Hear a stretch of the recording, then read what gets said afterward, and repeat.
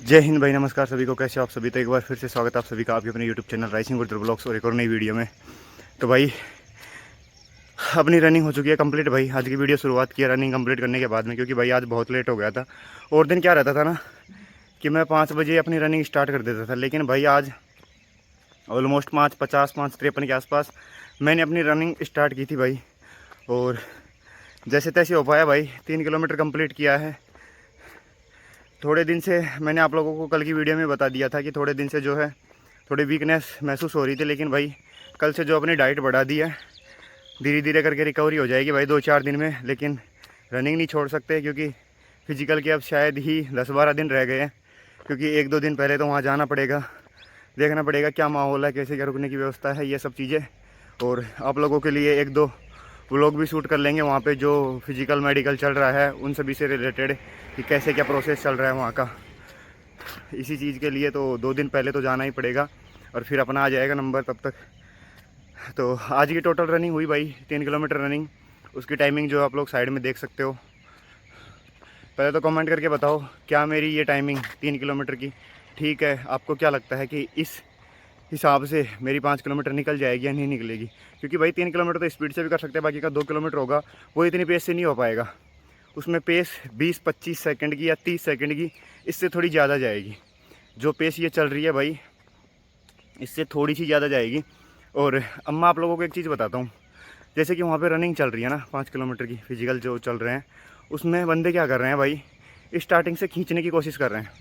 यानी कि स्टार्टिंग की वो पेस है ना इतनी रख रहे हैं कि भाई जब लास्ट राउंड आता है ना, यानी कि उनका लास्ट मोमेंट में जब 300 मीटर 400 मीटर रह जाता है, बंदे की इतनी काबिलियत नहीं रहती कि वो कंप्लीट कर सके भाई। चक्कर खा के पहले ही गिर जाएगा या फिर उसके हाथ पैर काम करना छोड़ देंगे।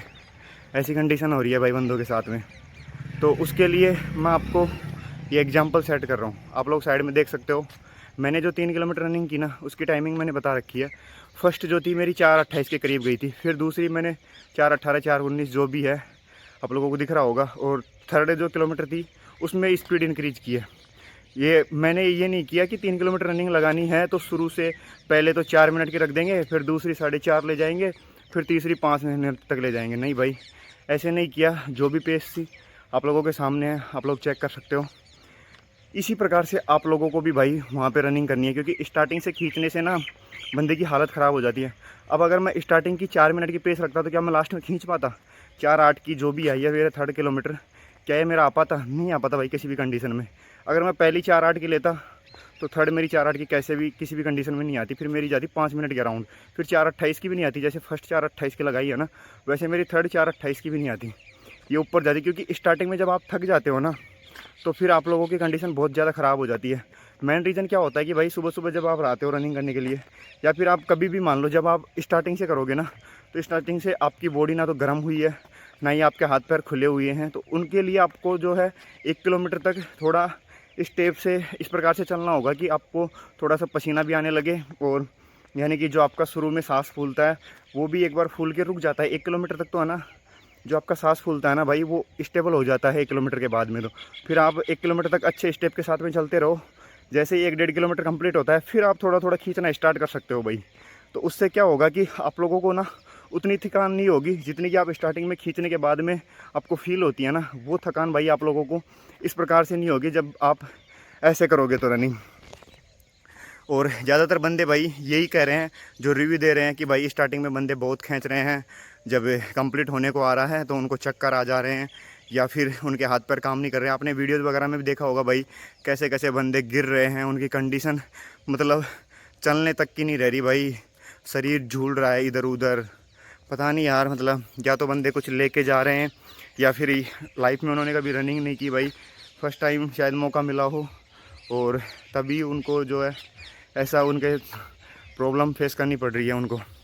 तो बाकी कुछ नहीं, चलिए अभी एक्सरसाइज वगैरह कंप्लीट करते हैं।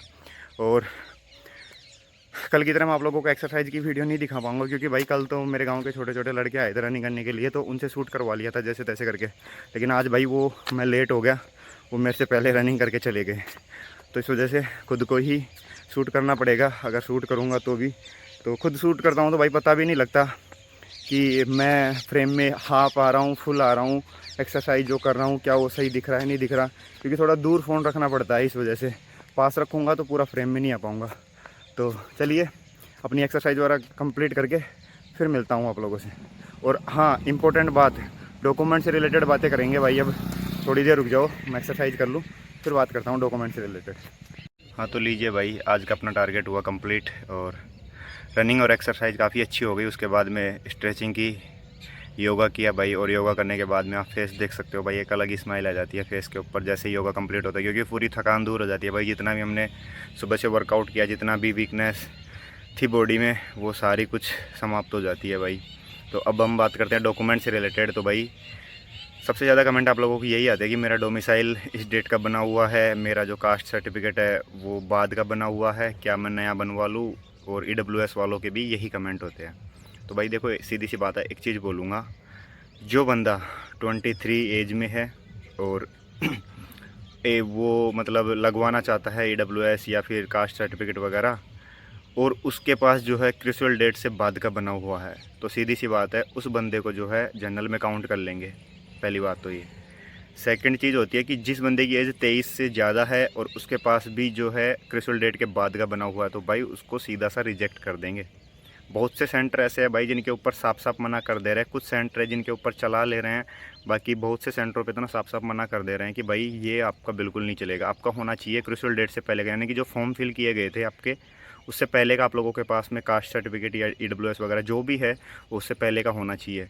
और मैं बात करूँ आपका जो ये सर्टिफिकेट होता है, अब बहुत से बंदे तो EWS और कास्ट सर्टिफिकेट जो है स्टेट लेवल का बनवा रखे हैं। तो भाई देखो, एक चीज़ कहूँगा, सेंटर की भर्ती है, सेंटर का चाहिए, जो इंग्लिश में बना होता है ना, गवर्नमेंट ऑफ इंडिया के द्वारा अप्रूव होता है, वो वाला चाहिए भाई। ये आपका स्टेट वाला नहीं चलेगा। बहुत से राज्यों में हिंदी में बनता है, यानी कि हमारे यहाँ राजस्थान की बात करूँ तो यहाँ भी हिंदी में ही बनता है। तो स्टेट का जो होता है वो हिंदी में बनता है और सेंटर का जो होता है वो इंग्लिश में बनता है। तो भाई इंग्लिश वाला चाहिए, हिंदी का बिल्कुल नहीं चलेगा।